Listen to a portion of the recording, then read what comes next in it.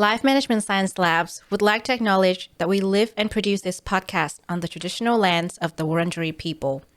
We'd also like to acknowledge the traditional owners of the land of our listeners and our international colleagues. We'd like to thank and pay our respects to the elders, past, present, and emerging.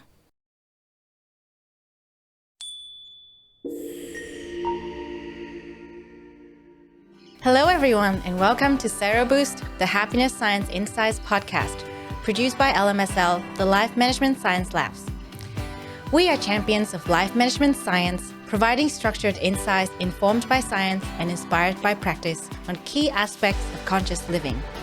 Each week, we bring you scientific and practical insights on each element with the expert knowledge of professionals in the field. I'm your host, Lu Ngo, coming to your ears from Naarm, Melbourne, Australia. Let's learn together. Hello, everyone, and welcome back to SeroBoost, the show where we talk about all things happiness. And today I have my very first in-person recording in a very long time, and my guest is in the studio with me. We've had a really lovely chat. I actually got really carried away that we almost didn't start this recording. That's just to tell you how lovely she is in person. And she's also the author of this book, Trusted to Thrive.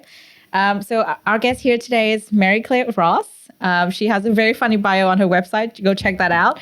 But for today's context, just to let you know who she is a trust leadership speaker, facilitator, and coach. And she's the founder of Trustology and works with clients all over the world. So thank you for being here today, Mary Claire, and thank you for the book. I am going to read it, make notes. I'm going to share it with you. I might post about it on my LinkedIn, all the things. But since you're here with us, I would love for you to introduce yourself to our listeners. A little more about your journey, how you got here, why you're so interested in talking about trust and leadership, all the things. Yeah. Thank you. It's so great to be here. What I do is I help leaders and teams build trust in their organizations in order to improve employee engagement, productivity, and retain really great talent in their organization. And how I came about this, it's a bit of a kind of long story, but to sort of shorten it a little bit, I actually used to run my own business and had teams of staff that worked across Victoria. So they were remote. And I realized pretty quickly that, because I had a lot of kids working for us, we were doing outside broadcasts for the racing industry, that a lot of the kids that we'd employ, came from dysfunctional homes, and they, really lacked safety. So I spent a lot of time nurturing them and caring for them and really building trust with them and creating this really nice environment. And when I used to do work for big organizations to help them improve their safety induction videos, I realized that leaders weren't leading the way I was leading, and they weren't really caring about their staff, and I was a bit shocked. And I tried to tell them that, some of the issues that they were having was that they hadn't built trust between themselves and the front line, and there were issues happening. And so after one particular job where I was doing a really large induction video in the glass industry, after we were filming there was the staff went on strike. Not because we did anything, but they went on strike. And I was really shocked because even when we were out there on location, filming the staff, doing all these activities, I was really shocked by this us versus them language. And so when the GM went across the country to launch this new program, they said to me, some of the staff are grabbing the little employee handbooks and just chucking them in the bin, and we don't know why. And I was devastated because we'd had all this graphic design done, and I took it personally. And then I realized, hang on, and I spoke to them and I said, we haven't built trust with the front line or the supervisors. They're the linchpin, and we needed to have brought them into the conversation because it's just another thing being done to them, not for them, and they're resisting. And they didn't quite get the message. Now, this is about 10 years ago, but I thought, wow, I should start a business where I teach leaders this.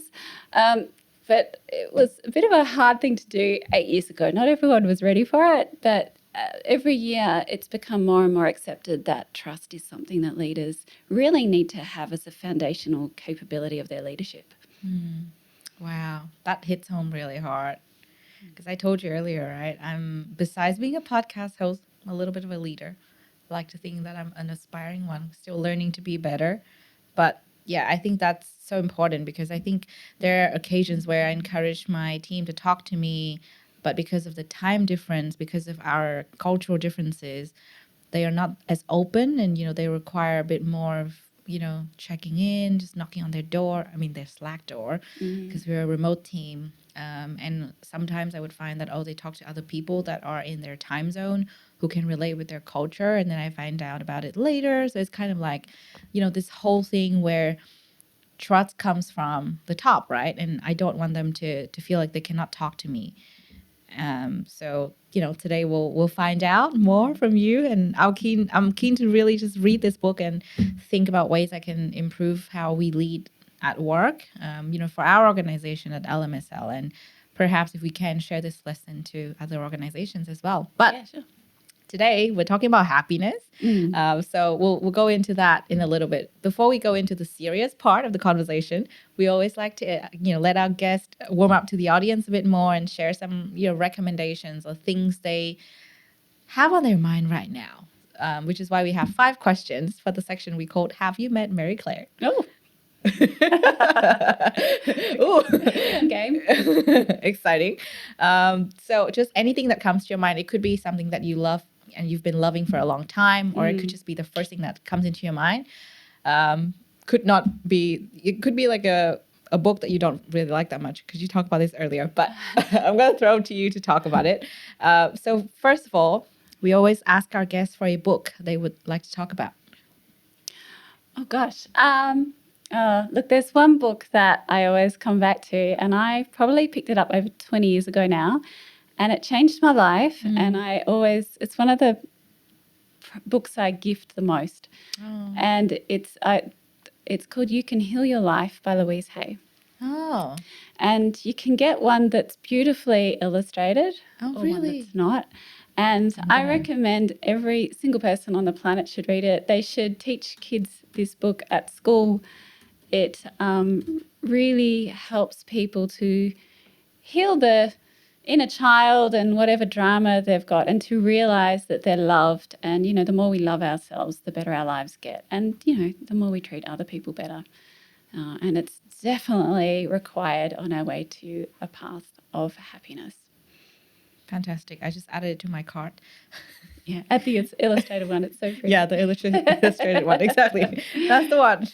Yeah, you got me. Okay, great. How about a movie? Movie. Oh, you know what? This is a really old movie, and it's The Year My Voice Broke. Oh, I've never heard of that before. Yeah, it's an old Australian movie. It has Noah Taylor, and the soundtrack is beautiful. It's just so beautifully done. It's got Ben Mendelsohn. It came out in 1987. Yeah. And this movie is about a country town and a young girl who gets pregnant, and it's just so well done. Wow, it's 1960s rural Australia. Yeah, it's Wow, just okay. beautifully done, and I keep meaning to watch it with my kids Yeah. now that I'm okay with them seeing a girl get pregnant at 16. But yeah, I understand. It could be a bit tough. Didn't want them seeing that too young. Yeah, well, I mean, like you see something young and you're like, oh, okay, interesting. But then, when you're a parent, you're like, oh, I saw that really young. Yeah. That's interesting. Okay, I'll add that to my list to watch. I have so many great movie recommendations from our guest. But this one, I think this is a first Australian movie anyone's recommended.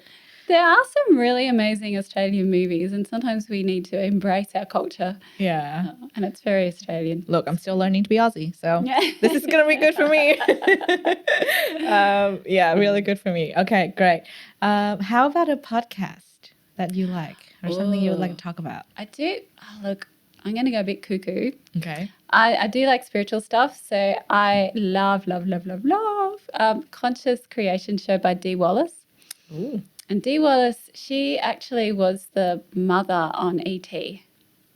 Oh. And she's a spiritual guru type thing, and every now and then She is? I have little sessions with her. And she told me she loved me. And I'm like, oh my gosh, a Hollywood actress loves me. This is so amazing. So, yes, it's a bit, people ring up and talk about their issues and she gives them advice. So if you're not into any sort of spiritual stuff, don't listen to it. Yeah. But if you want to hear other stuff, because she channels really, really clearly, it's brilliant. Well, I mean, it doesn't hurt to try something new. Yeah. Even if you're not spiritual, it's good to listen and find out what it's about, right? Yep. That's why we had all these recommendations and find out what people like, what people get inspiration from, or just what people enjoy. Yeah. In general, we found out about so many different things on this show. I can tell you that. Like, I'm just like, oh, never heard of that before. I would never consciously go Google that. But because you recommended it, Yeah. I might just listen to it. Yeah. Yeah.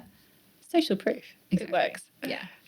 And next one I would love to ask you is, who would be your role model? Could be famous, could be just your personal role model.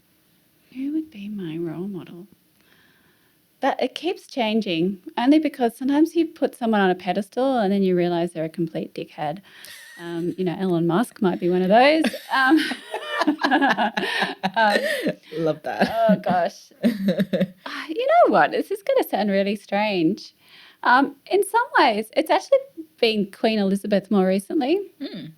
In fact, I wrote an article about her that was very popular because she actually taught us, the strength of being humble and being able to really mediate and bring people together, and the respect that she had for humanity, and being a woman who really united so many different people together. Like, I think the effect of her leadership, we probably don't get quite enough yet. And I think as years go by, we will appreciate more what she achieved, which is interesting because there was a lot of stuff she couldn't do. But she was quite inspiring with her humility and her leadership. Yeah. Okay. I don't know much about her, but thank you for the insight. I might just do some more Googling after today. I'm watching The Crown. I don't know if you've ever watched that. Oh, yeah. People keep talking about it. I haven't watched it. Oh, my gosh. The Crown's amazing. Okay. Is it accurate? Not always, but Okay. it's mostly accurate. But Okay. I don't know of any other show that I can think of the top of my head that puts stories together so beautifully and has these beautiful interactive elements that'll come together. Yeah. They usually have two stories that kind of parallel each other at the same time, and then they come together at the end. And and the costumes and that's just so well done. That sounds like really good directing. Okay. Well, Beautiful. you got me. You got me again. I'm going to watch it. I Crown's haven't watched new TV shows in a very long time. Gotta be very honest. Yeah. Like, I just, do not watch anything, basically. Need to get back into that. And put The Crown reading. on it. You're going to be very busy. Well, I mean, I have been reading more now, which is good. But the watching new shows, that's also interesting. So now that you reminded me, my best friend kept telling me to watch The Crown. I have not. Yeah. Now I'm going to do it. A masterpiece in storytelling. And finally, for this section, what is a course that you have recently completed, or even if a long time ago, but left a really big mark on yourself?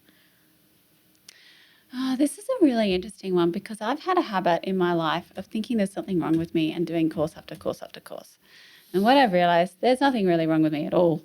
And sometimes adding all these extra skills just adds overwhelm.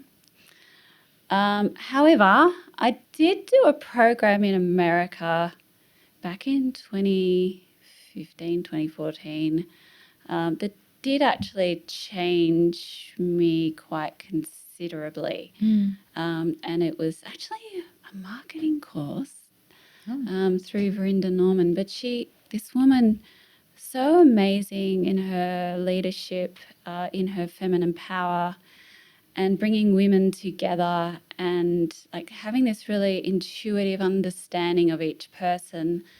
And the learning was good, but also seeing how another woman leads in a way that really embraces her feminine wisdom, which is quite extraordinary.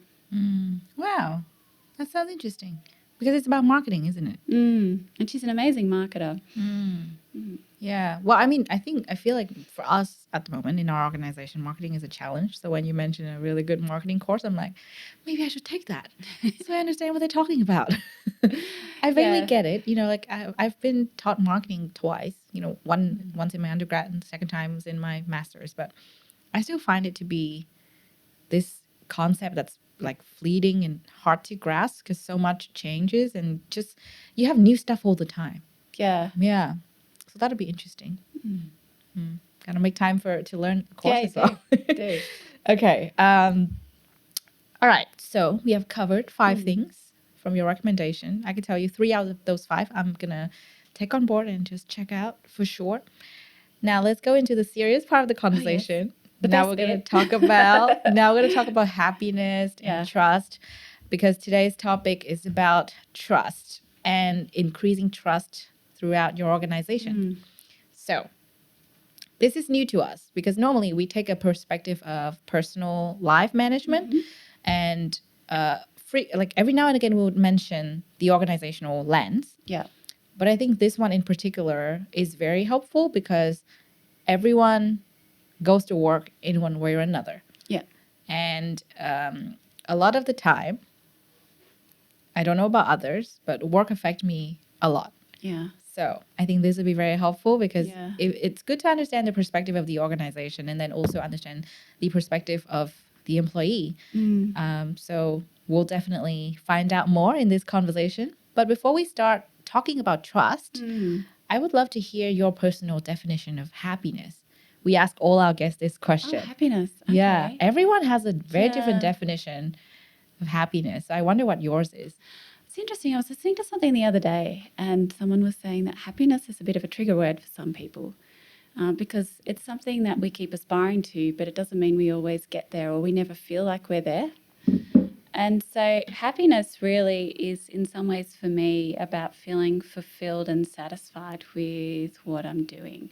And it also means taking the time to really appreciate my life currently in the present moment, which, involves gratitude Yeah. as well. Yeah. Oh, that's wholesome. I like that.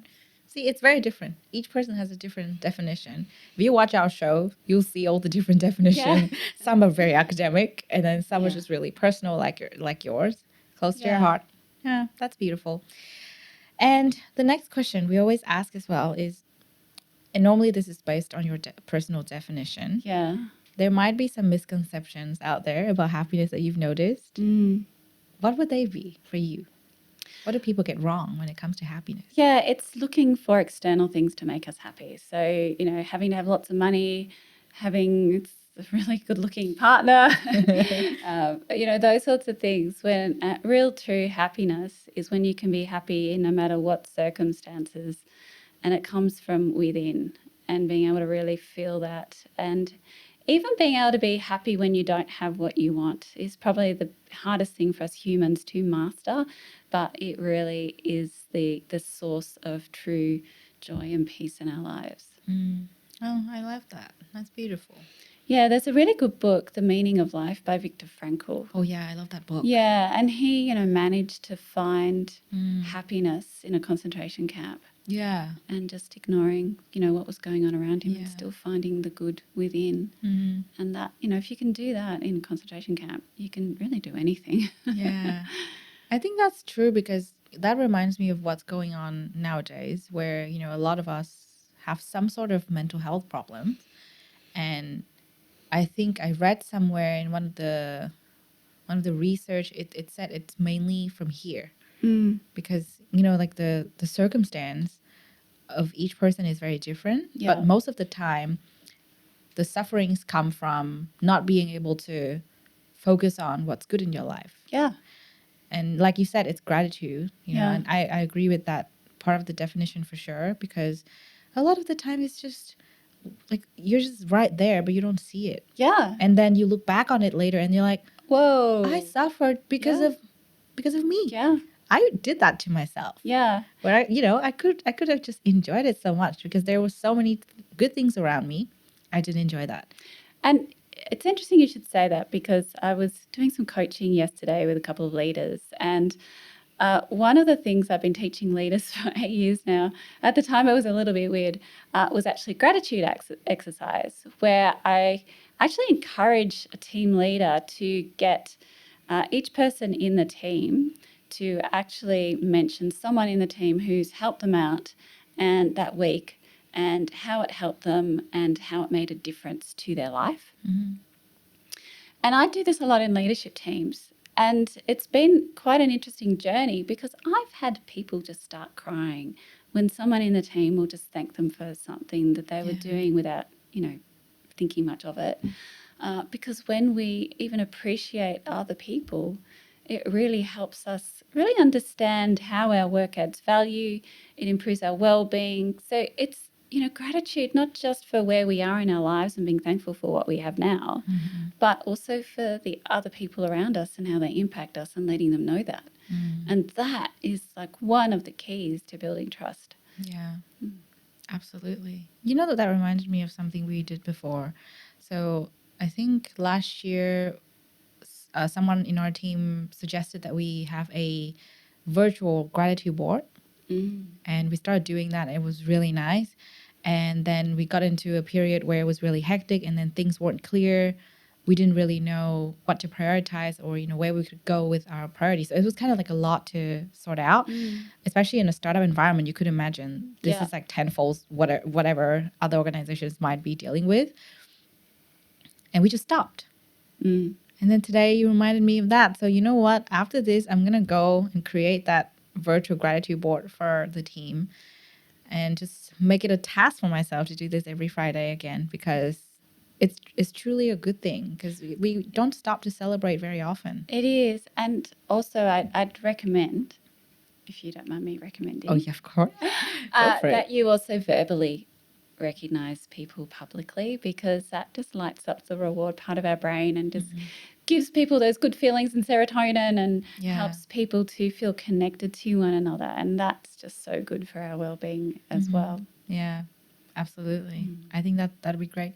We don't meet very often, the whole company, but I'm sure we can apply this in functional teams. This is really good for functional teams, especially when I notice that whenever we have a meeting, we're just like, okay, so what are we discussing today? What are the action items? Yeah. Let's just roll with it.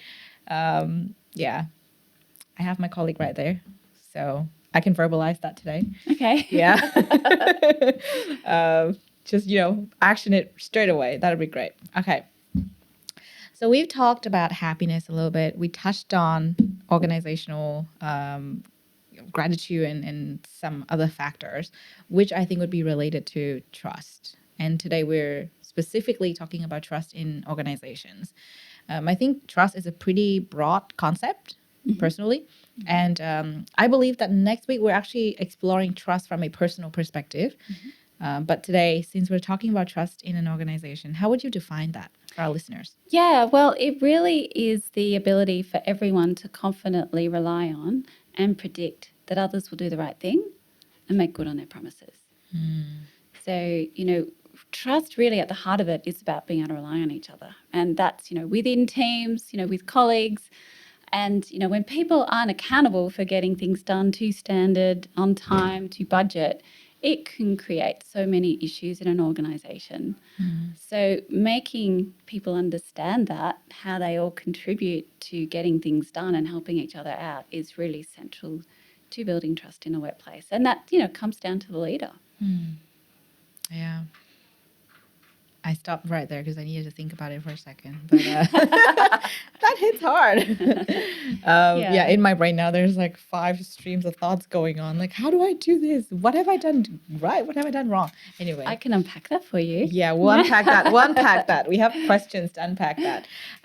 But I think it's interesting when you mention that because I feel like it doesn't sound like a hard thing to achieve, theoretically. Yeah. Like most things. Yeah. In practice, I feel like each organization is very different, especially because of how work is organized nowadays. Yeah. A lot of organizations are still, doing the 9 to 5 days a week at the office sort of thing. Our organization, we're a hybrid, but mostly remote organization. So we're very different from what other organizations are doing. And I compare my circumstance with, for example, my friend, and I would see that the organization that I'm with versus the organization that my friends with, the kind of trust building would be completely different. Yeah. And for me, as a remote worker, most of the time, I feel like the trust that I get from my direct manager, my CEO, that's important to know that I can just carry on and be creative and be productive as well.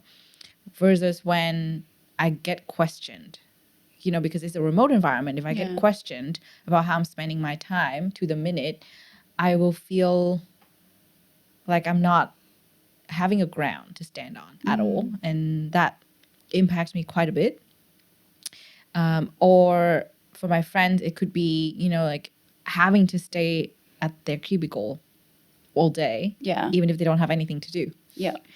So it's interesting how trust can affect you, in different ways at work. And for me, it kind of in turn impacts your life because work is such a big part of life. So in my mind, there's this really big part of trust that improves my level of happiness. Like when I feel like I'm trusted by my manager, by my team, and they rely on me. So this is not just, from me to my manager, but also from me to my other team members. It helps me so much because I feel like, okay, I can trust people that they will do their job well. And I go on with my day, like I'm done with work and then I just go and do other things. But when I feel like are certain team members that make me question what we're doing or, how things are being done, it lingers in the back of my mind even after work. Yeah. It affects me a lot. So what do you think this relationship is? The relationship between trust in an organization versus a person's level of happiness. What is that relationship? I'd actually intersect it a little bit differently. Okay. And so there's some work, but there was a TEDx video a couple of years ago that I watched by Dr. Amy Edmondson, who coined the term psychological safety. Yes, I've seen that one. Which is where people can take risks, make mistakes, and know that they're still accepted by the team. Yeah. And she mentioned that when you have psychological safety and you have standards, high standards, they collide to create high performance. And I thought, well, that's really interesting. And anyway, at the time I do a lot of research in companies. I have a market research background and I like to do big studies and talk to employees about how they can trust their leaders. And I actually found it was accountability, not so much high standards. High standards can cause a few linguistic issues and understandings. Yeah.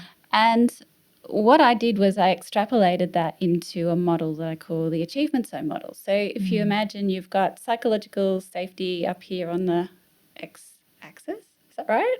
Or did I get that wrong? This is X. This is Y. Which one? That's so funny. Okay, so psychological safety on the Y, and then is that Y? I've just got, suddenly my maths has gone out my head. But anyway, this is X. Sorry, psychological safety on X on the bottom, and then on the Y is vertically accountability. Is accountability. Okay. And then so if you imagine like the little left corner where you've got low psychological safety and low accountability, I call that the apathy zone. And so the apathy zone is driven by a leader that might be very technical, might not have much leadership training, might not be into leading people. And so that team can often feel undermanaged and it's not a very safe place to be. So people are in survival mode, just doing things out of self-protection, not innovating, not doing anything differently because they're so worried about, getting told off. And then to the right of that, we have the abatement zone. Now, do you know what abatement means? Not really. I didn't either until I was looking for an A word. So I thought I was looking for comfort zone or something like status quo. I found abatement and it's perfect. Okay. Abatement means declining in performance. Oh. And that's exactly what this zone is. So this is a zone that is high in safety, but low in accountability. And it's usually a team that's had a past success. They've done really well. They think they're fantastic. And the leader, they don't have to improve. They're not learning. They're not changing anything. And over time, that performance is declining. In my research, I found it actually gets less than an apathy zone team, but they don't know it because they think they're doing really well. And what happens is usually the leader, they might not be held accountable by their boss. I've come across that. Sometimes it might be that they don't think anything's wrong because they're just so overconfident, so they don't need to improve. And other times the boss might have like personal issues or stuff going on outside of the team, and they just can't extend or challenge themselves or their team to really excel. And so what you find in these sorts of teams, it's like a pseudo safety, like it's actually safe to not perform. And so you'll find that over time that people start having conflicts, they start delegating their work back to their boss, and the boss starts getting really overwhelmed. Yeah. And then we have the anxiety zone. So this sounds like where you might be. So this is where you have low psychological safety but high accountability. Now, sometimes you'll find teams in this zone really get things done. They get things done fast. It's all about the customer. It's, get things, deliver on time, to the right quality. But because it's more about performance than people, what you find is that people start to disconnect. They start to feel like there's so much work, no one really cares about them, and they don't have the support of their boss or their team. Sometimes it's not so much their boss. There might be anxiety because customers are really difficult to deal with, or there are just hard conditions externally. And so this team does really well in getting things done, but the cost, over time is mental health issues and stressed out, and people, can often fall from there right down to apathy and leave the business. And then we have the achievement zone, high safety, high accountability. This is the happiness zone, if you want to call it that. Yeah. And this is driven by a leader who is really able to challenge people to do their best work, treats people like elite athletes, encourages them to do stretch goals, not little goals. And the team come together and they're excited about looking at innovation and looking at new things and continuous improvement and, what the future's going to bring. And even though they know there's hard work, and there is hard work, they're all in it together, supporting one another to be their best selves. And it's, this is the place where we look back on in our careers and go, oh, that team, it was so amazing. I love the people. I love my boss. I'd do anything to go back there. And that's, what I find is what we're really aiming for. But, these 4 team zones represent where we are individually, where our team is, where our company is. It's also our mindset. Yeah. It's very much about the mindset. And I did a keynote, and 60% of the audience, there was like 200, about 60% all said they were in the achievement zone, which is pretty unlikely. Because I tell you what, staying in the achievement zone is hard work. Like, you really, really have to be working on it. And when I do my research on achievement zone leaders, they're reflecting on their leadership every single week. What can they do to build trust? They even use a couple of my models to help them on that path. And it's those really conscious, self-aware leaders that are able to stay there sustainably. Yeah. That's a really good reminder. Because, we can get stuck in priorities and sometimes we forget. And thank you for sharing that model. That sounds interesting. I'm sure it's in the book. Yes, it is. And the prioritization bit is really important. So Yeah. as you go up those levels, if you kind of put them out like a ladder with apathy down the bottom and achievement at the top, what I found is the leader and the company's ability to communicate prioritization, the clearer they are, the better it is for everyone. But you'll often find, people start getting into anxiety because priorities aren't clear. Yeah. And that, leaders really now today have to help people unpack that. There was a study by Microsoft that came out about August last year that found that one of the new big roles for leaders now is helping people to prioritize. Yeah. Absolutely. Absolutely. I think that's such an important aspect of it. And I think this is what, our organization might be struggling with as well. But I think the steps that we're making is to create a functioning, let's just say, operating system before anything else. And that's the current priority. But for other teams, they still need to go ahead with their work. And so I find that when it's unclear, when things are not super clear as they would like, at least there's the support. So, the constant communication, especially for remote teams, because priorities can change, especially in a startup environment. Maybe for corporate, it's different. But yeah, for us, it changes pretty much constantly, in the sense that when something doesn't go right, we need to focus on what can go right instead. And, that changes the priority. So I think it's, like you said, really important to clarify the priorities, but at the same time realizing that circumstances can change. And it's our job to frequently communicate with the team to, rejig the priorities or collaborate with them even, because a lot of the time my team will tell me, I think we need to prioritize this. Yeah. And more often than not, I agree with them because they are right. They see what's happening and they can unpack what's going on with the functional team themselves. It might not be as clear to me because I might just be guessing or projecting some things that might not be in alignment with what they're actually going through. Yeah. So that's my lesson so far. And that's important because you're also giving them autonomy. So you're actually giving them the option of being able to tell you in that feedback about what's working and not working. Because otherwise, if you don't do that and you just say, no, you have to do that this way because I said so because I'm the boss, like that just creates so much frustration. Yeah. And does massively impact people's happiness levels. In fact, one of the leaders I've been coaching, the CEO was really controlling what he did. Okay. And he was a high-level operations director. And because of the conflict between the CEO and him, it was impacting this guy's actual happiness and mental health. And the CEO brought me into coaching going, oh, he's doing a terrible job. He used to be really good when I used to have him 8 years ago. And then I realized, oh my gosh, the conflict between you two is causing so much problems. If we fix the conflict, we'll be fine. And so I just said to the CEO, hey, by the way, you're actually belittling him. You're making him doubt himself. I really want to get you both in the room together. I know you're in Perth and he's in Melbourne. And he goes, right, I'll organise for him to come over this weekend. And as soon as they both saw each other, everything changed. Yeah. Things are just so much better. Because, when we have someone that we feel is frustrated with us or is just making these assumptions, it can impact our performance, even if we are a high performer normally. Yeah, totally. Actually, when you mentioned that, I was thinking about getting our leadership team together because, we're remote. So, oh my gosh, yes. We have offsite, best thing ever. Yeah, well, it's a bit harder for us because we're everywhere, but definitely very important to prioritize that, because I feel like a big part of my challenge right now is to help the different team leaders to rearrange their priorities. And what I found to be working this week particularly is to clarify the priority that came from the top, but the reason behind it. Yeah. Along with that. Not just, hey, you got to do that. Yes. But hi, this is the new priority. I would love for you to put this on top of everything else for this week, because there's a very big reason for that. And it's very important.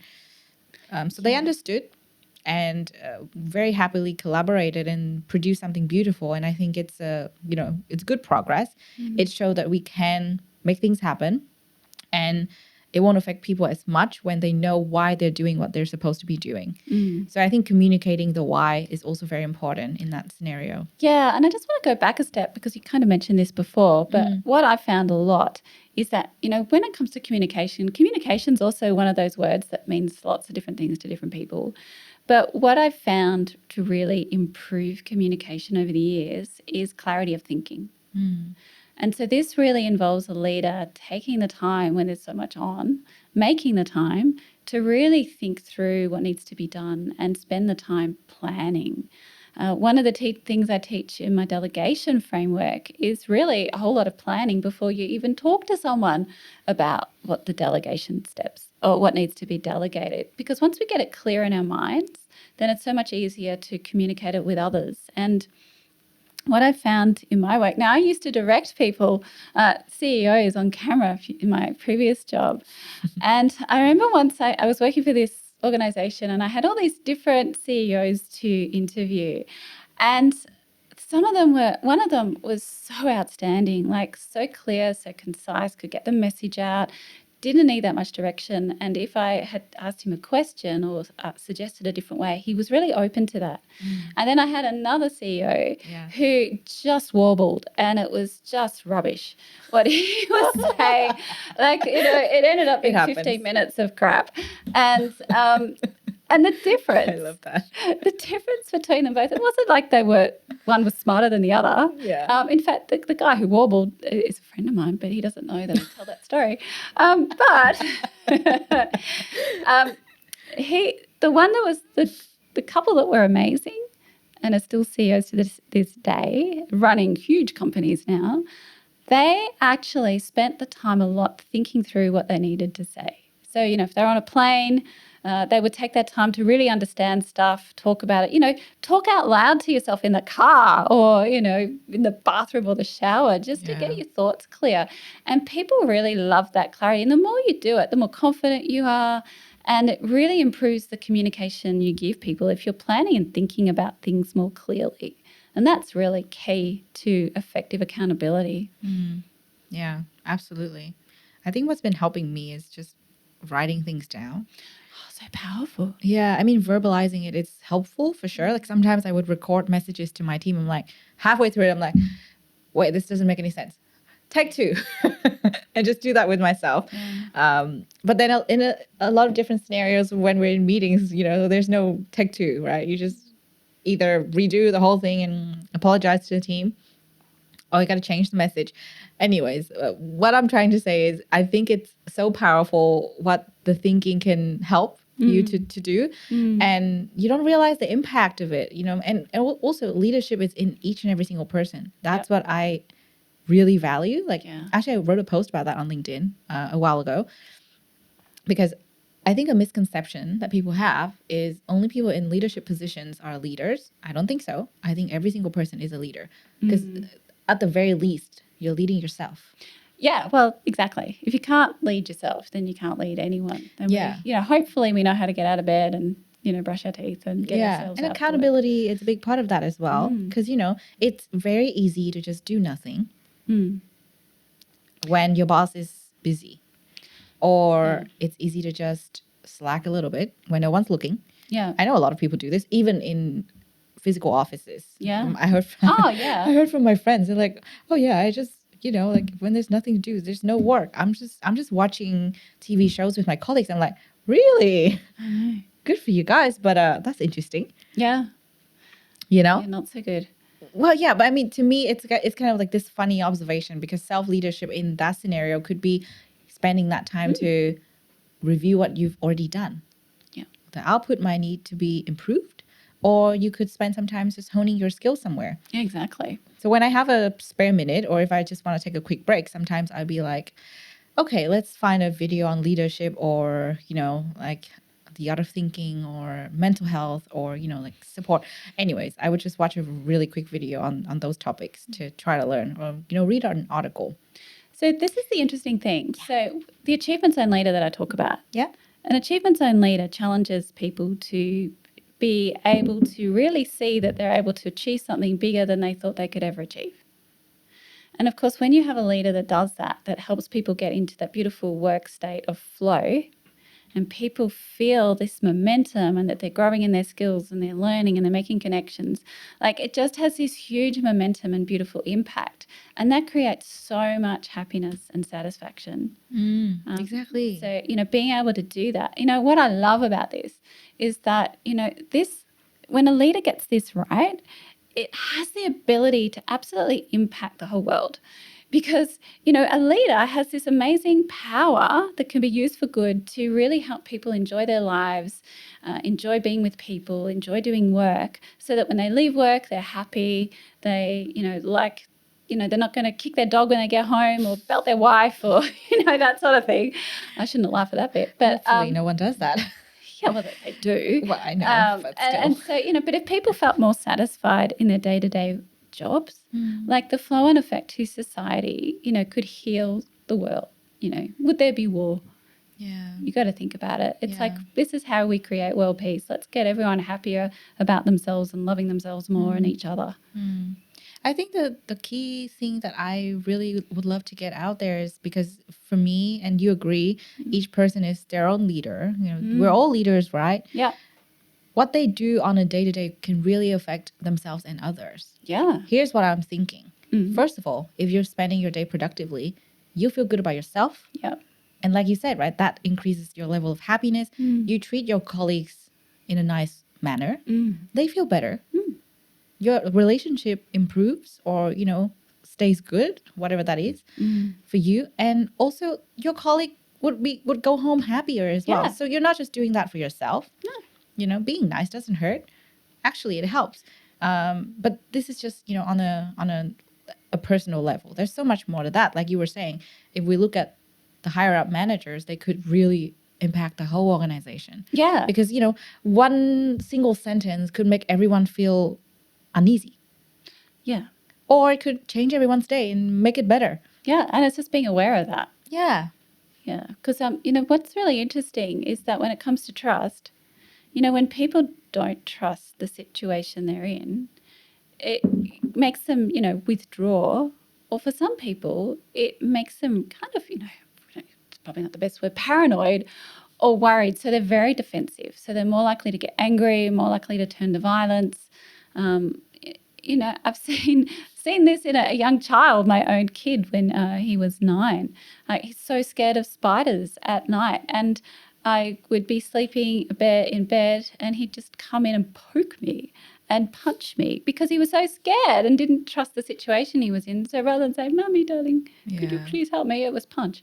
But it's no different to human beings. It's just that we're not really aware that there's violent forms of communication. Yeah. It can be very powerful, I think it's something that we can unpack all day, because trust, happiness, you're giving an example of your personal life, and you think of that magnitude in the organizational context, because I feel like it probably will be very difficult for big organizations to see the problem, if there are any, because sometimes they're so used to the way that they're working, or they're used to a certain leader. Like I've heard this from my friends who work in big organizations, and there's just basically no trust, or a lot of demand for accountability without support. So it's kind of like this two-way street that's always really hard to navigate. But in the context of today, we want to unpack it in ways that our listeners can understand, and maybe take components one by one. So you mentioned accountability. Let's take that. We mentioned that briefly, but if we were to talk about accountability from the context of an organization, of an employee, how should we approach that in the first place? Let's say I'm an employee, and I would like to demonstrate my accountability to increase the trust that I can get from my direct manager. Yeah. How should I go about that? Yeah, well, it's, one thing I should just point out is that particularly with trust, anything with trust is two-way. So, for a leader to want accountability from their staff, they've got to be accountable too. So we need our leaders to be accountable and get things done. But it's really, really important on that note that employees are accountable. So they get things done on time, they get things done to standard, and they also get things done to budget. So that means asking questions if they don't know something rather than pretending they do, or flagging when there's an issue so that something can be done, and also asking if they need help or resources to get it done adequately. So the employees must be accountable for getting these things done, getting their KPIs, and not making excuses and blaming others. Yeah. Because it's when that happens that they're not a good fit for the job. But, as human beings, we tend to blame everyone else. Oh, it wasn't my fault, the machine broke. Or, it wasn't my fault, I didn't get this on time. Well, you should have asked that person earlier for that information or that data. So really, this trust is really two-way, and it's a social contract between one or more people. And it really does require everybody to actually be more emotionally mature and do the right thing by everyone rather than blaming things and looking outside of themselves, but taking a little bit more ownership within themselves as to how they can improve. Yeah, totally. I totally agree with you, because my other question was about the other way around. Like it's one thing to gain trust, and it's the other thing from the leaders to gain trust from their employees as well. And I think one of the sayings that I try to live by, doing my best, not perfect at it just yet, is lead by example. Yeah. So I guess, if we were talking about the other way around, then that to me is also very important. But we digress. We have a lot more to talk about on this topic. So we've talked about accountability. Yeah. We've mentioned the two-way street. We've mentioned the relationship between, both managers and employees in the organizational context. Now, I see that in your book, and when you're talking about trust, there's something you mentioned, which is related to interpersonal relations. Oh, interpersonal skills. Yeah, interpersonal skills. Yeah. So there's, when we start our jobs and, we really focus on the technical skills. That's how schooling has taught us. We focus on these technical skills, get really, really good at it, and we do that, and then we become a leader. And it's not about the technical skills, but Yeah. we still think, I'm good at the technical skills. I like the technical skills. But we actually need to grow our interpersonal and our intrapersonal. So interpersonal is our ability to enlist others, get people, motivate them to work, understand what we want them to do. And our intrapersonal, which is actually the most important but the hardest, so we kind of avoid it, is our level of self-awareness, our ability to manage our time, to lead ourselves. Yeah. And, that's the crucial bit. But, we do focus a lot on our interpersonal skills. But what I found in my work is that if you're not working on your interpersonal skills, you're not going to be very good at in building trust with others. We've really got to know ourselves. Self-awareness is key to all of this. So true. Couldn't agree more. Yeah, I think we always forget to talk about those skills. Especially, I think I found it interesting because when I conduct interviews for leadership roles, this is what I noticed. The questions wouldn't be like, it has a technical component, but the key thing is I want to see how they would approach the situation with other stakeholders. And in recent interviews, I noticed two different kinds of answer. One, instead of talking about the way that they would manage the stakeholders and the relationships, both interpersonal and intrapersonal, they talk about their experience. So I'm experienced, hence why I can do whatever it is. That was interesting to me because I have 6 different questions that are completely different. Like they're so different, but the answer I got were the exact same. Yeah, and they are already in leadership positions. Wow. Were they all the same gender by any chance? Or different Not genders? really, no. Wow. Okay. So they all came about it the same way. Yeah, well, I mean, I would say, if I remember correctly, I would say 60% of those answers come from male, and then the 40% come from female candidates. So a bit more on the male side, Okay. but from both genders, actually. Yeah. So they came out with this is what I'm good at, but they didn't give you any proof straight away. Yeah, but then I wanted to hear how they would approach the situation. And all I get is, this is how experienced I am. Oh gosh, that's terrible. It's not for leadership positions. And it really made me wonder how they got to leadership positions in the first place. So it's kind of interesting to notice because I'm like, oh, wow. If this is happening there, it's happening everywhere. Yeah, well, it is because leaders still think they have to focus on the technical skills. Yeah. I was doing a workshop with an organisation that doesn't have a very good culture, kind of a well-known brand, and I won't say who they are.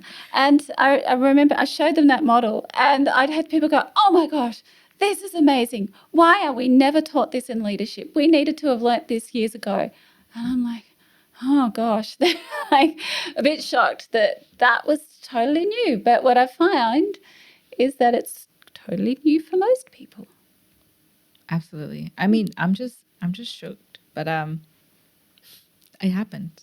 So yeah, when you mention in interpersonal skills and intrapersonal skills, I was like, yeah, I've seen that. It's interesting. Yeah, so there's another model that I unpack called the 3 trust forces. So if you can imagine 3 circles, so the first circle down the bottom. Yeah, like It's a Venn like- diagram. No, this is a different one. Okay. So book's full of lots of models. It's more like waves going out. Okay. So in the middle we have self-awareness. So Okay. the micro trust level, which is our interpersonal skills. Yeah. And this is foundational to our leadership. And it's about being self-aware. It's about trusting ourselves to lead. It's about trusting our instincts. It's about trusting others, kind of something that we can not always do in a workplace. And it's also about trusting a higher power. Because sometimes when things are really uncertain, we just have to have belief and trust that everything's going to work out. So when we're really strong with ourselves, it's like That's the core of our leadership, and then it can then extend out to the next level with the interpersonal levels, which is our ability to, improve the teamwork in our teams and have those performance conversations, get distinctly different personalities together working, and to be able to manage change and the things that happen within our team. And then, those flow in together and work together. And then the outer layer is what I call the external forces that we have no control of whatsoever. So it's like pandemics and government regulations and, weather patterns and all those sorts of things that can really influence us and we have no control over. But, when we're really strong in our core and we know who we are and we're working really well together and we trust the situation and everything will work out, then those external influences don't rattle us so much and cause so much anxiety. You do have a few models. I know, too many, really. No, but they're good. They're really good. They're used for different scenarios. I'm like, oh, wow. Okay, I see. Yeah, love that. Okay. So we've talked about interpersonal relations. Now, this book right here in front of me. I think my team had a peek into it and probably read it. And there's a thing that you mentioned in the book called an integrated trust building system. Yes. Is that a different model? It is. Please tell us more about this model. It's the main model in the book. So this is more of a Venn diagram. So this is actually, I shall go back a step. Yeah. Because what's really, really interesting about trust, and this is what I really want people to understand, is that trust is processed in the part of the brain, the limbic system, that has no capacity for language. But it processes our emotions. Yeah, okay. So when it comes to people trusting us and when we're trusting others, it's not based on what they say, it's based on how they make us feel. So as a leader, you can't actually talk your way into trust. You have to behave your way into that. So by that, if someone says to you, and you've just met them, hey, you can trust me on this, how does it make you feel? It's like in the tummy. It's like, I can't. I'll be like, you. I don't know you. No. Because you can't, we really are subconsciously checking that their behaviours, are matching what they say over time. It does take a bit of time. Yeah. Even if we extend trust to others, we're still, wanting them to prove to us that they are going to do the right thing by us. And so, the emotional component of our communication is really, really important. But we often don't think that. We think as leaders it's about what we say. It's also about the nonverbal, our facial expressions. I have a grumpy looking face. I do. I don't think so. Maybe not at the moment. But often I get told off or my husband freaks out when he looks at me because that sounds terrible. If I'm thinking and I have my thinking face, I could look a bit grumpy. A lot of us do. Yeah. And so we often aren't aware that sometimes my husband will see me in thinking mode and he goes, oh no, she's angry at me. No, I'm thinking, I'm processing. Or he'll tell me something and I'm like, but I'm processing, so I'm not angry. Yeah. But, that can create a lack of safety if we don't have a conversation with someone. Hey, I'm not angry at you. I'm just processing. Yeah. And so the nonverbal part is really important. So the model that we're now talking about, the integrated trust building system, is based on 3 main factors that our brains need to feel safe. And that's really both verbal and nonverbal. So the first pillar is psychological safety, which we've kind of covered. The second one is connection. And when I say creating connection, it's more than just a sense of belonging. So it does include that. But what I found in my research in organisations was that people really want to know how their work impacts others and makes a difference. We need to understand the meaning in our work to really feel like that we're making an impact, that we're valued, that we're appreciated. And if we kind of feel that our work is meaningless, it really does impact not only our productivity, but our job satisfaction. And lots of research unpacks that. So when it comes to connection, what I've found is that a really good leader actually helps people understand how their work helps them, the boss, how it helps them themselves in their personal career, how it helps their colleagues, in their team, how it helps those external to the team, or, customers being really crucial as well, because then people really can understand how they're part of something bigger than themselves. And then the third one, this one's kind of the interesting one, is future. Stepping into a meaningful future. As a leader, we need to clearly communicate where we're going and why, and helping people understand how we're going to get there. And people want to know, how's that going to impact them? What career opportunities, what future capabilities do they need to learn? If we don't feel like our job has a future and there's no more learning, no more career opportunities, that creates so much mental health issues, and it really impacts our happiness levels. So a really great leader is able to communicate those three things verbally and non-verbally, and getting that right actually catalyzes to create trust, which you'll see in the diagram is the love heart in the middle. The one you showed me earlier. Yeah, and that is the beating heart of your team. And what's interesting is that at those intersections, so between safety and connection, it's our face-to-face interactions. So that could be meetings and one-on-ones, how we run those, really crucial. And then with the intersection between connection and safety, it's visibility. And visibility, I found in my research, was huge. That ability to be transparent in our communication, share what's going on. And you kind of mentioned this before. What I found in my research that was so important that I find a lot of leaders don't get is the visibility of decision making.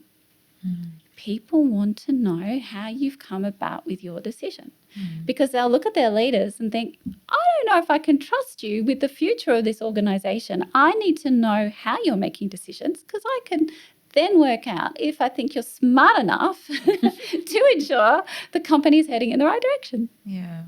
And then we have at the intersection between future and safety, accountability, which we've gone through before.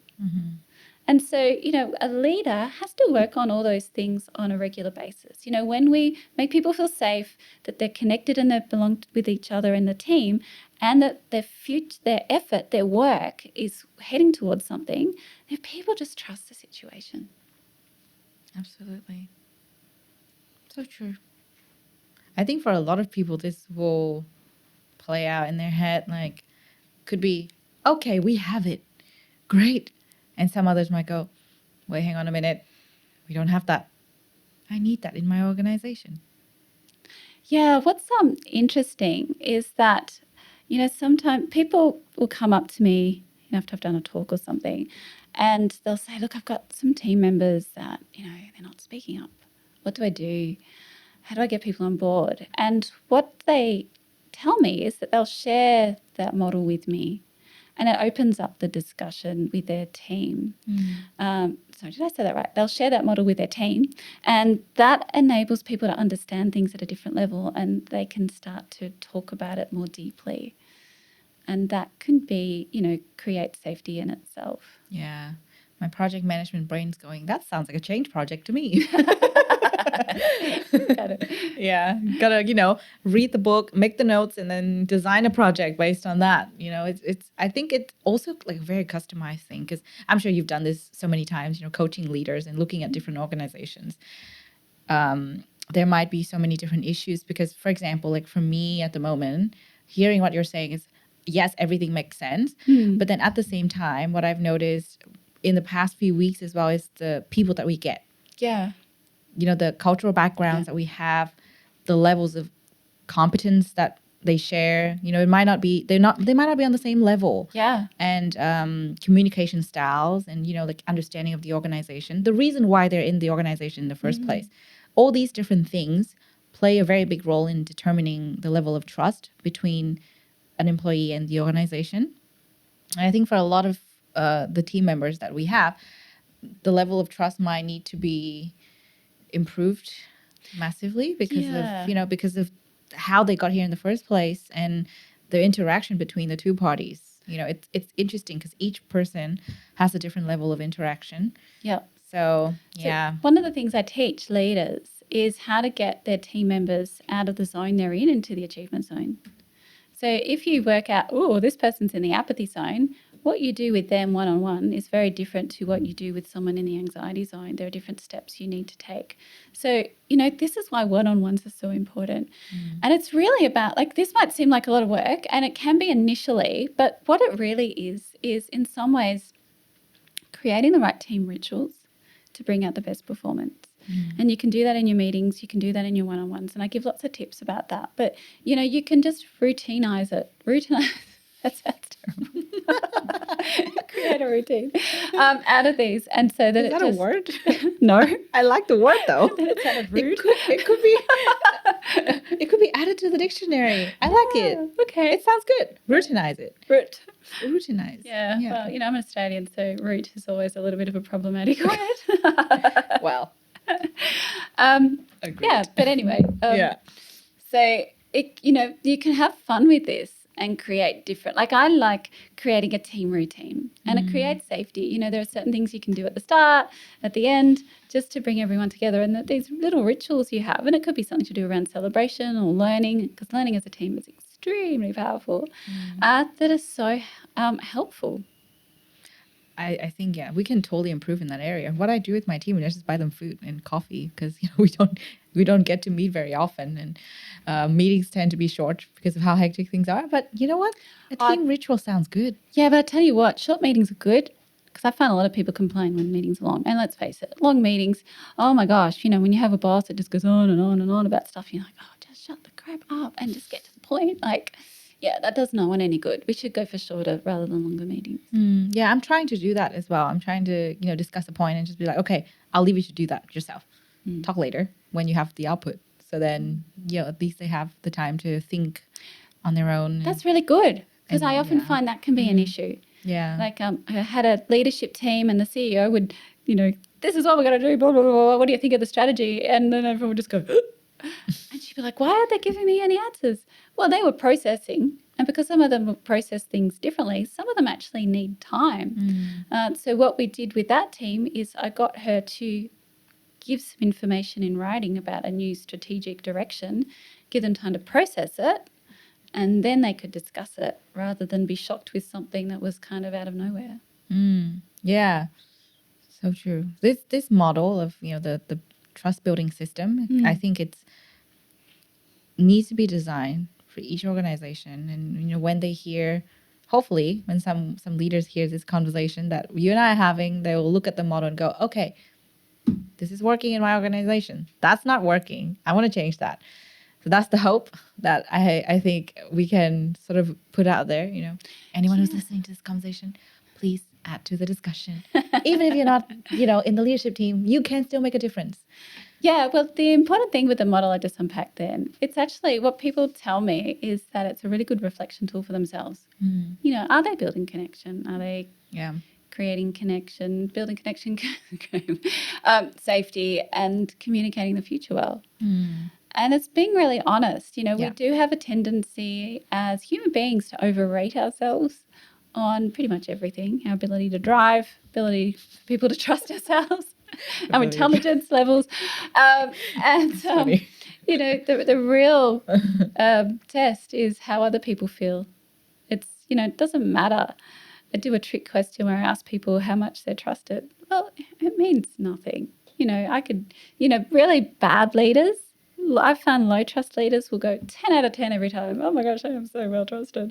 Well, that's why you're not trusted, because you think you're really good and you're not doing the work. Where's your self-awareness? And you get people to rate them and, oh my gosh, they're 5 out of 10. And they're shocked. Oh, how do people not trust me? I don't understand. Yeah, I get worried when I get high ratings from my team, because I'm like, really? Don't think so. See, at least you're questioning it. I'm questioning it because I'm like, are they just trying to be nice? I feel like I could improve. That's the thing. Yeah. And I don't mean to say that you're a terrible leader and they're actually overrating you, but people can be scared that because you hold the keys to fire them, so they don't want to upset you. Yeah. If their name is attributed, they might give you a slightly high rating. Well, but they might not. True. It depends on how safe they feel. Well, see, that's the thing about trust as well, right? Because, I mean, I would love to trust that the feedback I'm getting is honest. Because, as you were saying, I'm holding the key, maybe they are scared. Yeah, So they're giving me the high ratings, which should not happen. yeah, and that's something you have to navigate. And some Yeah. people culturally don't speak up about stuff Yeah. because they've been brought up to. They might just say yes and smile to everything. Yeah. And it takes time to break through that with them. And you can see by their behaviors whether they're really aligned. Yeah, that's true. I think it's definitely a process, and I'm gonna have to read your book to find out, right? This is like, I think it's a conversation starter rather than the how. It's actually requiring a lot more work. You gotta look into it, think about your own organization, your own work, and reflect, like you were saying earlier. Self-awareness comes in really handy in this scenario. And I think this would help anyone who would like to become a leader as well. If they're getting there, Oh, definitely. like this is important for them to first of all know, because I think that's what we're trying to achieve at LMSL as well. We're trying to tell people, learn before you get there. Because a lot of the times you're like, oh, I'm already there. Now I need to navigate all this stuff. Well, learn in advance. Yeah. So then you have the tool. Keep learning and failing, and knowing Yeah. that failing's part of the process. Absolutely. Okay, well, we have gone through most of the important questions. I won't go through all of them because I feel like we unpacked very interesting, things before already. We have some questions from the audience as well. Oh my I think it'll be gosh. good. Exciting. But the next part would be something practical for our audience. Yeah, so we've sure. talked a lot about the theory. We've also come to the conclusion that it needs to be unpacked a bit more with the circumstance that you're in, the organization you're with, your own personal reflection on how you're going. But I think let's give our audience something that they can actually do after listening to this conversation. I think that the initial question that we have here is a practice that you would do to increase trust throughout an organization. But if we were to look at the lens of our listener and our audience who might or might not be a leader, maybe we could share some practical tip with them. Yeah, well, it actually goes back to the review. So, what I found in my research was that Achievement Zone leaders were actually sitting down every week and reflecting on how they had behaved. We spend a lot of time looking at our actual results, but it's how we're achieving those results becomes more important as we lead and if we want to build trust. No, not just in our teams, but across our teams. So I found that some of them were using my model and looking at it and seeing, well, how have I built safety this week? How have I built connection?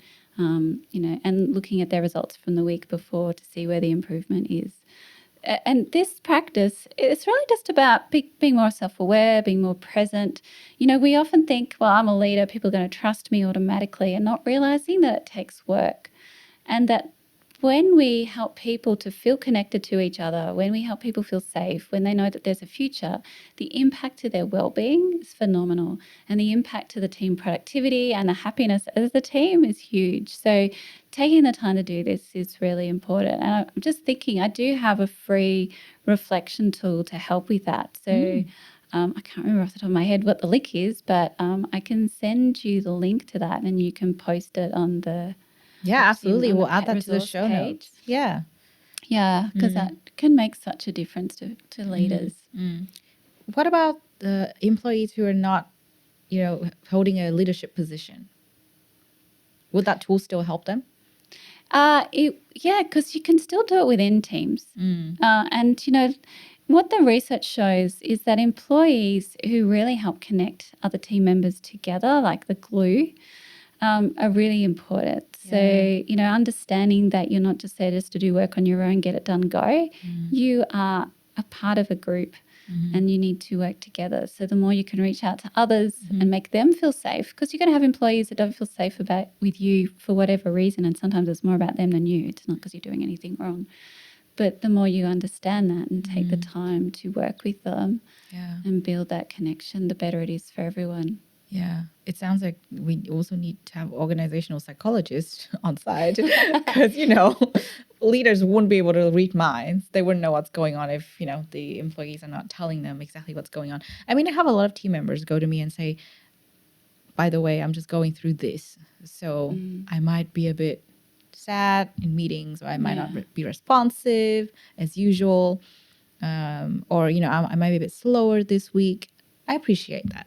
It takes a lot of courage to talk about these things. Yeah, and you know what? There's also good research to show that when we call out emotions and let people know in our team where we're currently at emotionally, that's a very powerful tool for the team, and it improves emotional intelligence of the team as well. Yeah. Just one thing I wanted to mention, for some people, we're finding, there's a lot of neurodiverse people around. And I have 2 children, both neurodiverse.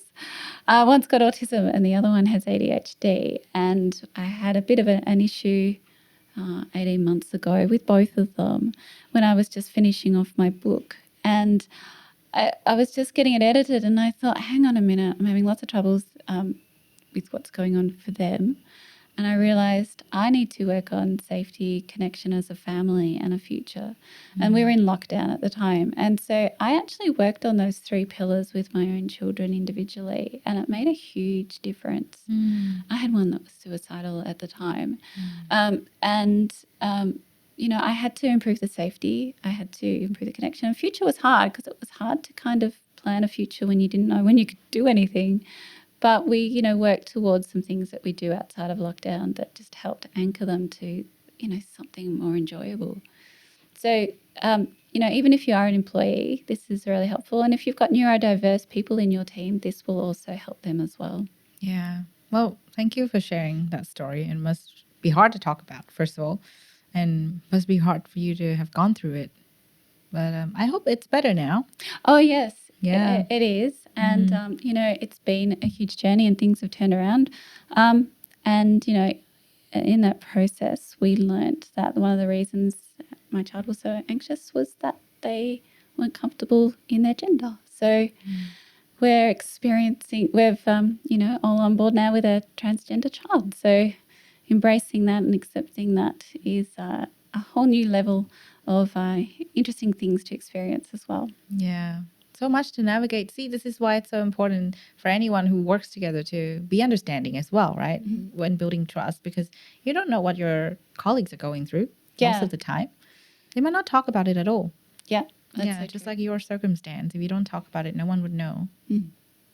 So yeah, that's important. I think the ritual of doing the reflection for the team, and if our audience would apply that to their personal life with their families and friends, would actually really help to increase trust. Because all relationships need trust, right? Yeah. Today we're talking about organizations specifically, but in the bigger context, And everyone needs that. It's understanding emotions and being cool with it, because we're emotional beings and we're reading each other's emotions. Yeah, to absolutely. see if we can trust one another. Absolutely. All right. That's a really good practice. And we'll link the resource you shared in the show notes so that our listeners can actually go through the practice themselves and, weekly to see the benefit. Now, we have a few questions from the audience. A lot of the things they asked have been mentioned. So I'm not going to go through those questions. But there's one question that I find particularly interesting, and this would help organizations and maybe open the eyes of the employees as well to understand the complexity of the issue. How can organizations balance the need for transparency and open communication with the need to protect sensitive information and maintain privacy? Yeah, good question. And this is a really important one. So you never ever are transparent with information that's confidential. So at the moment, for most companies, that's pay and compensation, although hopefully that will change, and it is changing in some industries. People, don't ever tell someone someone's got cancer without their permission. All those sorts of things that might, only tell people stuff that you have permission to tell. Nothing personal about anyone, even someone who's been fired. You don't want to just go talking about that without their permission. There are ways of doing it. So transparency is really important. I really love it when companies share the profit and loss, explain the financials, how the financials work, so people can see how the company makes money, how the company loses money, and how the company spends money. When people understand that, they're more likely to trust any budgetary decisions because they understand how those decisions have been made. Because again, that decision-making process is so important for our brains to trust the situation.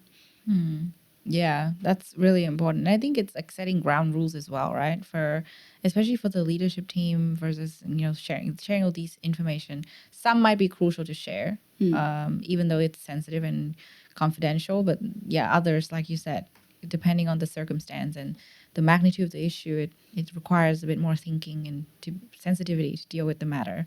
Yeah. Yeah. So this is actually hard to navigate, and it's not a yes no answer kind of question. It depends on the kind of information they hold. Yeah. Yeah, quite tricky. There's a lot of work required, I guess, on the organization side, especially in the setting up phase. You never know what could happen. But I feel like one thing that you mentioned that was interesting to me was the the termination, letting go, and like being fired, sort of thing. Because I remember one of my friends mentioned to me that she was let go, and the conversation happened really quick. But they were saying that we'll give you the option to tell people that you have resigned. So she did that because she wanted to maintain her dignity and everything. But at the same time, the process of letting her go was kind of forced, and them giving her the option felt just really bad. It's actually, there's two ways of looking at this. So what Yeah. happens is the other people that are left behind, they go, oh my gosh, Jen's been fired. And then they start making stuff up. And then they start freaking out. Are we going to be next? Yeah. So there's a company called Basecamp you might have heard of. And I remember the CEO, Jason Fried, talked about his process was that when someone's fired, they're given the option to write a little letter about why they're leaving. And that little email is, read by they approve it in the company first just to make sure they're not saying these, wankers are letting me go, that sort of thing. But just to be honest. And if they don't agree to that or they don't want to do that, they say, right, are you okay if we say this, this and this to our people so they understand the reasons and just so they know performance-wise what they need to do to ensure that this doesn't happen to them. So there's always some rationale or some explanation as to why someone leaves, because otherwise you leave that open and people will freak out and just make stuff up. Yeah. That's usually far worse than what it was originally. Yeah, absolutely. But I think it's a tricky matter to handle because, if you give the reason and it's not clear enough, it still freaks people out. Not if they know. People are more likely to go, oh, that's why. And then they move on and forget about it. And rather than create that turmoil and gossip, am I next? Yeah, that's true. But it might cause a lot of doubt as well if the standards aren't clear. That's what I'm saying. Because it's kind of like if you don't have a clear process to say why you have to part way, and then you just kind of say, for example, we have to let them go because they're not a good fit, everyone might start questioning, am I a good fit? Well, this is why we have to have clear processes. Yeah, like those exactly. one-on-ones that make it so clear how people are performing on a regular basis. Not, once a year in an annual performance review, but the leaders should be having performance conversations or micro conversations every week, every day. Yeah, so people know that they're on track. Yeah, totally. So important.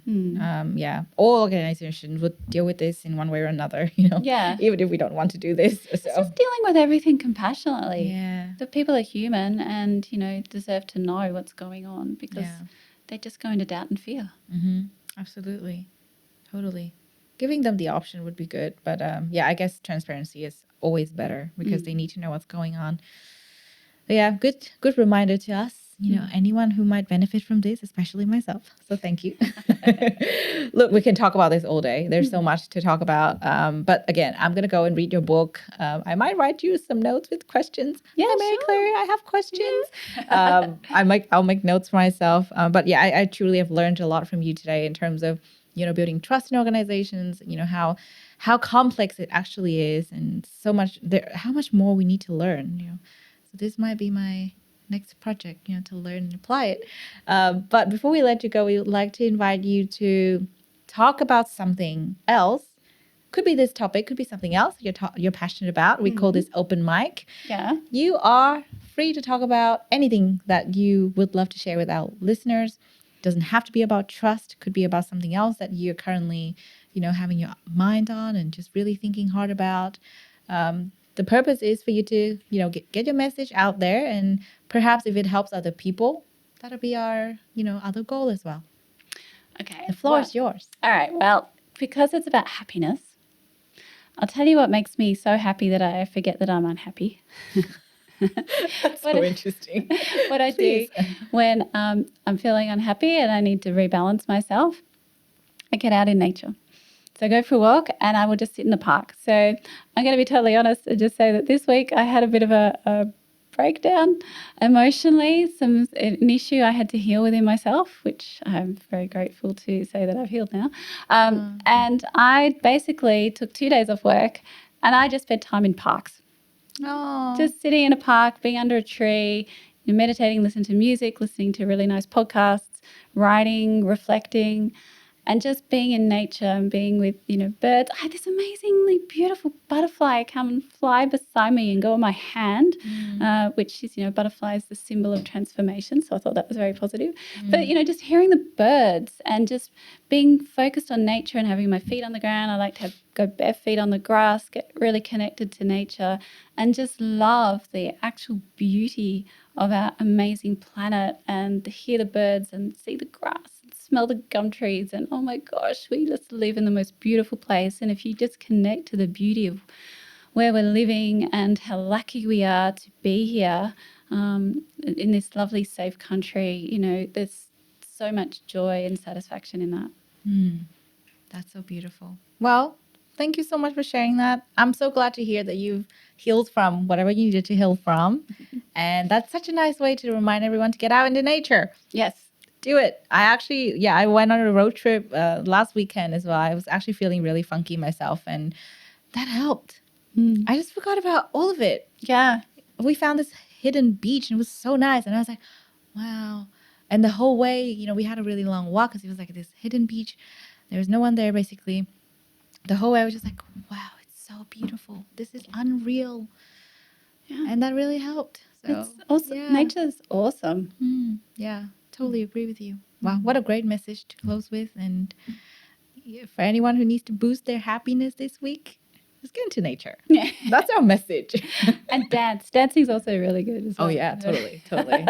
Totally. Love that. Thanks so much for coming today. And for our listeners who would like to find out more about you or would like to collaborate with you, how can they find out about you? If you go to my website, marieclaireross.com, and I'm also on LinkedIn. Yay. Thank you so much. And so good having you here. I'm going to look forward to reading your book and hopefully having you back again next time so we can talk about trust or some other topic.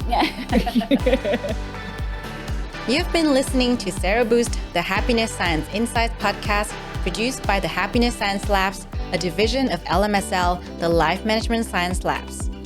More episodes are available from 10 life management perspectives and can be found by searching LMSL on Apple Podcast, Google Podcast, Spotify, YouTube, and other podcasting apps available on your devices. If you enjoyed this episode, please rate, share, and subscribe to our channel so that other people can find it and we can continue to provide quality content. More of our work can be found on our website at ha.lmsl.net, where you can join our movement. I'm Lu Ngo. Thanks for tuning in.